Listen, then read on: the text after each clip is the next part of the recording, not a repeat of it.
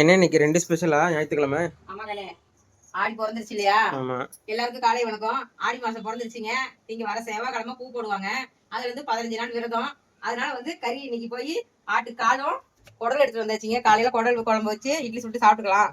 ஏன்னா கால் வரதுக்கு லேட் ஆகும். அதனால மத்தியானத்துக்கு கால் குழம்பு வச்சுக்கலான்னு குடலும் கால் எடுத்து வந்தாச்சுங்க. அதுக்கு தேவையான பொருள் எல்லாம் தக்காளி, வெங்காயம் இதெல்லாமே போட்டு கொஞ்சம் பட்டை, லவங்கம், கசகசா இதெல்லாம் போட்டு தனித்தனியா தனித்தனியா அரைச்சி எடுத்து வச்சுக்கிறேன். இஞ்சி போட்டு தனித்தனியா இருக்குதுங்க. அதனால நம்ம செய்யும் போது போட்டுக்கலான்னு தேங்காய் எல்லாம் அரைச்சி ஊற்றது இல்லைங்க. அவ்வளவுதான். மிளகாத்தூள், கொத்தமல்லி தூள், கறி மசாலா தூள் இவ்வளவுதான் போட்டு நம்ம குழம்பு வைக்க போறோம். வாங்க பாக்கலாம். அடுத்து 15 நாள் கழிச்சு தான் எடுப்போம். ஆமா, 15 நாள் கழிச்சு தான் வீட்லயே கோழி எடுத்துருவோம். வருஷம் வருஷம் வீட்லயே கோழி எடுப்போம்.